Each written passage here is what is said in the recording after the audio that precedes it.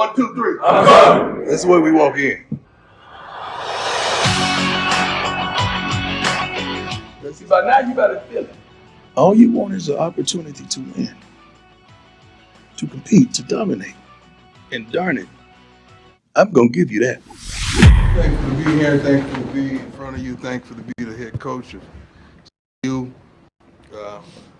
Wonder when we didn't attain it the way we desired, but a win is a win. You're going to have those type of games, those type of contests throughout the season. The best thing to do is to be resilient when you're not playing your best, to be resilient when your opponents are playing their butts off, and you're able to come back and win the football game in the manner that we did. So we're thankful, we're appreciative. But now it's on to the next chapter. We've announced a sellout for all the home games this season. First time in the history, we sold out every home game in the season. ESPN announced 9.3 million viewers, most watched late game ever. Fourth best regular season game in the last 6 years. ESPN fifth most watched game ever.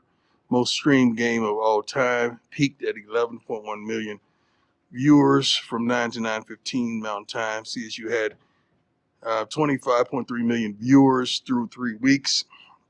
This means a lot of eyeballs. We're the fourth team in FBS history to start 3-0 after being defeated in 11 games. I just hate that we're losing. I'm sorry. Being defeated in 11 games. Yeah, the last team to do it was Minnesota in 2008 up under Tim Brewster. Amen. Blah, blah, blah. The rest is about Shedeur. We forced 4 turnovers for the second straight game. The first time this happened in back-to-back games in 20 years. This is incredible. Our kids are getting eyeballs, they're getting viewers. We get scouts out every day to watch them do what they're gifted to do. They're excelling in the classroom. The things I hear about them when they're amongst the community, they're very respectful. So not only do I want to and desire to win on the field, but I desire to win off the field as well. And I think we're winning. Let's go. Hey, Coach. Brian Howard from the Daily Camera. Boss? Well, I have a 2-part question, if I could. First, how's Travis doing? Travis is doing great. Got out of the hospital yesterday. He's at home, doing his schoolwork, playing video games, being Travis. He can't wait to get back to continue to do what he's capable of doing. And then the second part is with him out, at least this week. What is the plan at corner? Like, is Cormani ready yet? No. The plan at corner is corner by committee. That's why we practice. We're going to see who steps up and takes over that role. What's holding Cormani back at this point? He is.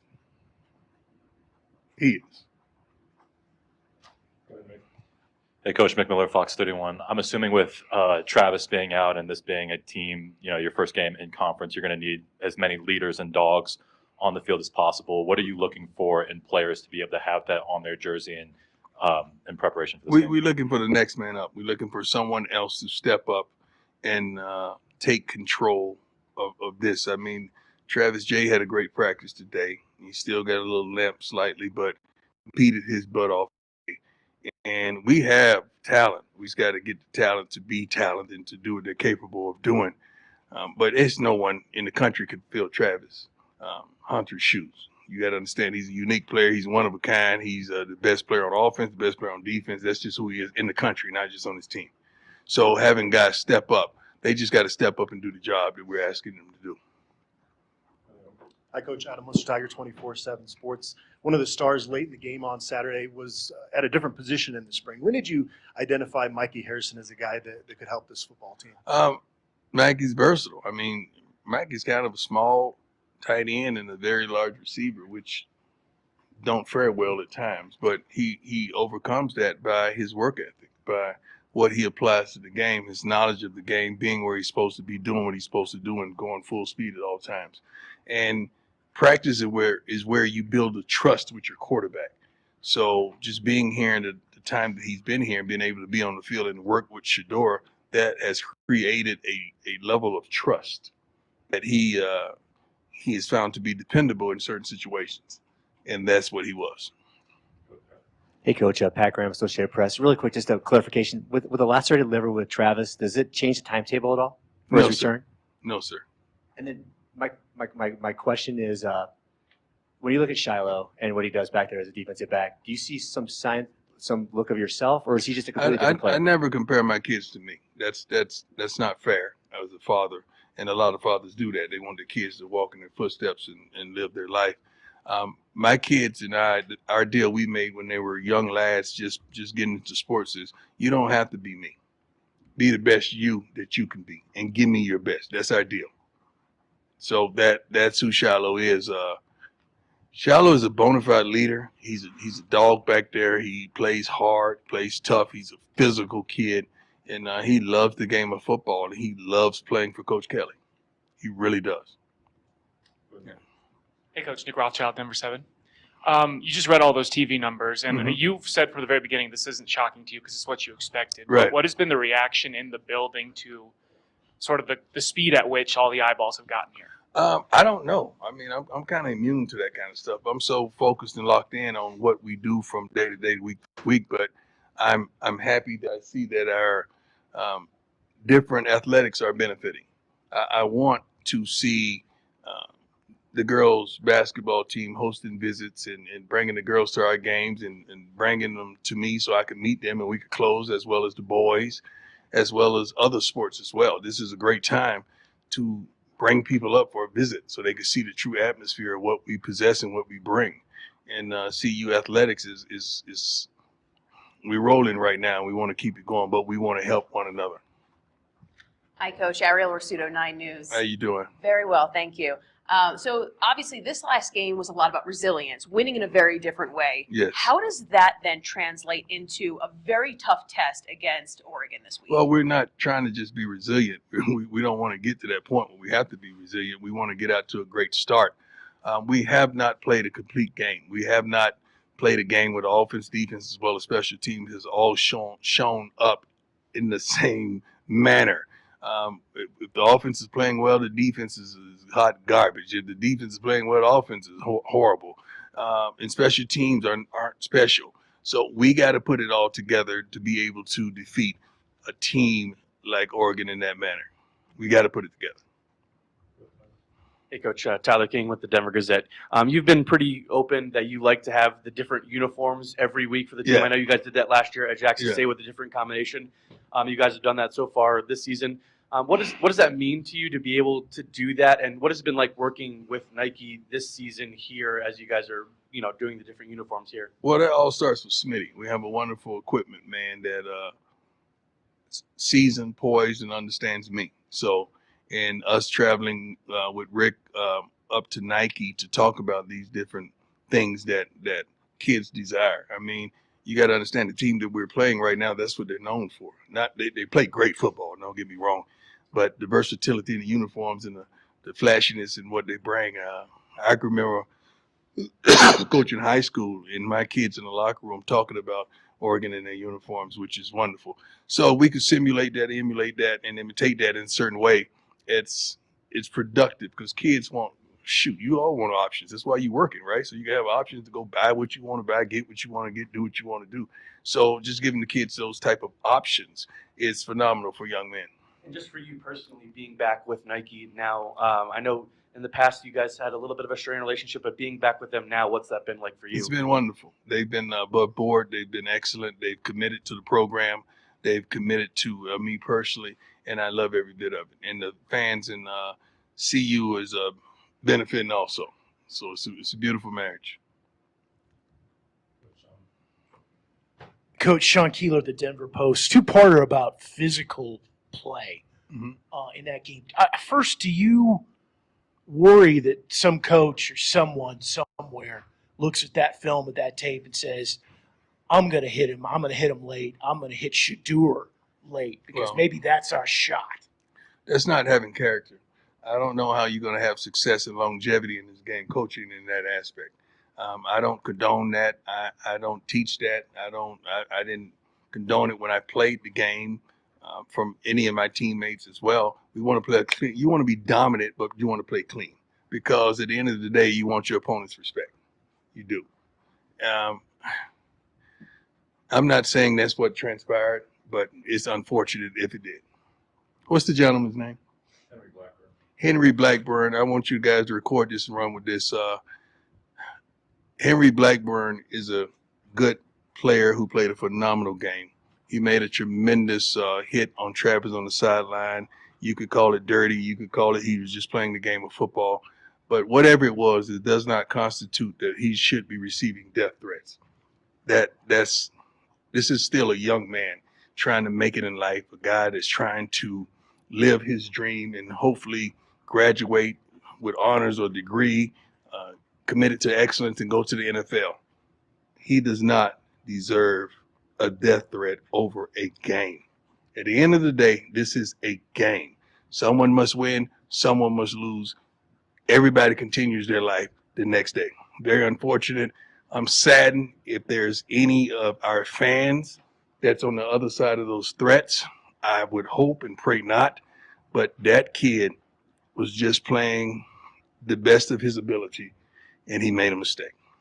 So I forgive him. See you. Our team forgive him. Travis he's forgiven him. Let's move on. But that kid does not deserve that. The other follow-up to that, and I appreciate you saying that about Blackburn, because that was the thing I was going to ask, was do you worry that there's going to be a target on Shedeur's back given the hype and everything else? I think there's a target on every great player's back, isn't it? Last time I checked, but that should really challenge your offensive line to do their job, shouldn't it? Because if you stop the quarterback, if you stop a Travis Hunter, if you stop a Jimmy, if you stop Xavier, if you stop these guys, you're stopping the offense. Bo Nix is pretty darn good too. We want to stop him, but we're not going to do anything absurd or dirty. We don't believe in that. This is a game. I mean, we want to win, but we don't want to step outside the lines to win. Character is everything with us. Hey, Coach. Jason Jones from Buff Beat. You've mentioned before that you're the only coach Shedeur has ever known. Mm-hmm. And I was curious, from Jackson State to now, high school, whatever it is, in these 3 games, has he done anything that even impresses you? I mean, his consistency impresses me. When I see him in a presser, it impresses me. When I saw him on stage with Stephen A. as well as Shannon, and that impressed me. He's a really knowledgeable kid. Sometimes he was reluctant to let his personality go, but now he's home, man. He is. Remember when I said I'm about to get comfortable? He's gotten comfortable. So, and I know him, as my son. I know when he opens up like he's opened up, he's comfortable, and I'm proud of him in every aspect. Hey, Coach. Ryan McFadden from the Denver Post. Mhm. I wanted to ask you a question about the cornerback position. Mhm. We've seen a lot of young corners come into the league and make an immediate impact, whether it's year 1 or year 2. I was wondering, why do you think that, and how much has the college game impacted? I don't follow NFL, so I don't know. I don't know if that's true. I have no idea. I don't really follow the NFL game, and I haven't followed it since I was out commentating it and broadcasting it. So I don't know how true that is.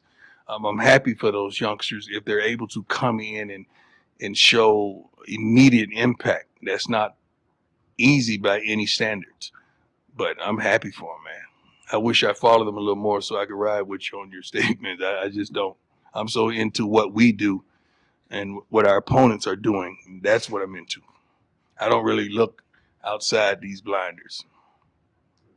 Jimmy Searfoss, 247 Sports. Oregon's head coach has spoken about Colorado a few times Yeah. in the past. Is it personal once again this week? I respect the heck out of this man, what he's accomplished, stepping in, taking over a program, and keeping it not only rocking steady, but accelerating it. So I'm not a fan of anybody. I mean, except for some of the celebrities that got a tremendous gift, but not in sports.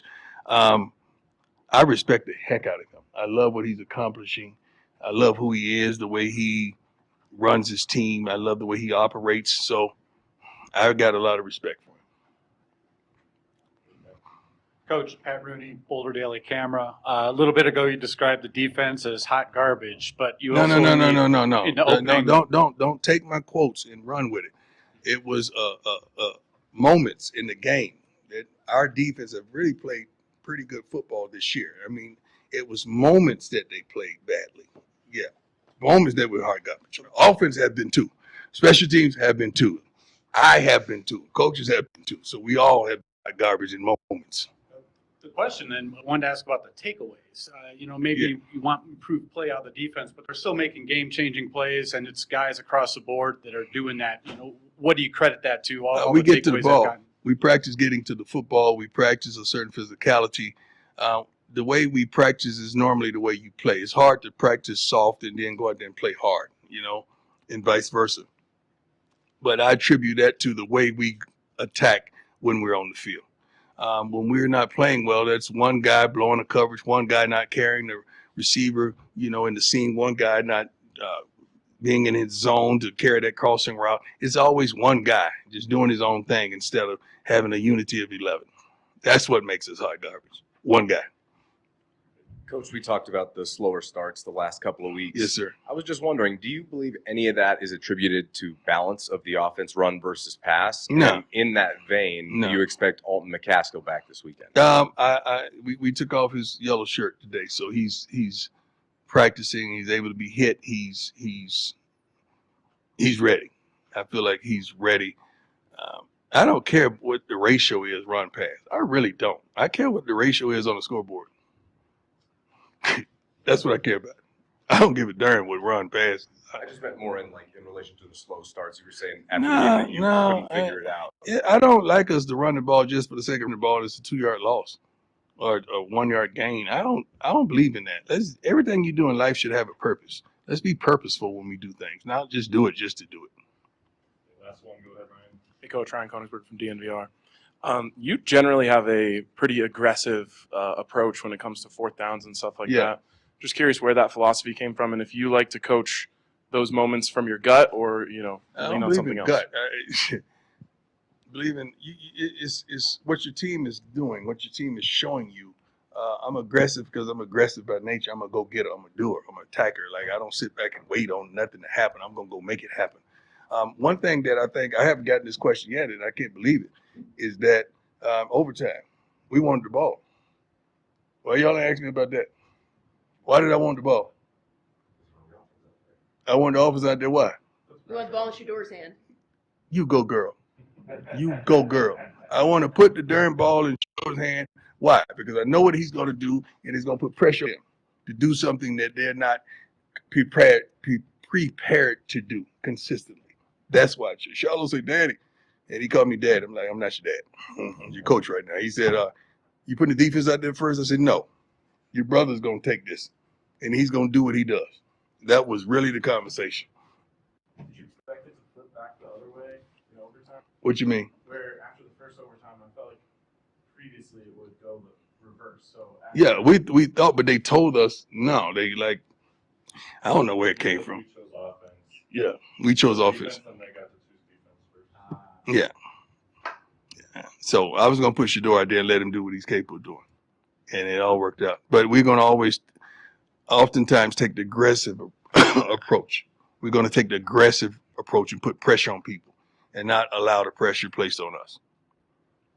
All right, thanks. Thank you. God bless. Make sure let's pray for that kid, man. That's absurd for people to be threatening him. I don't mind getting death threats. I get them every week. But a kid, it's not good.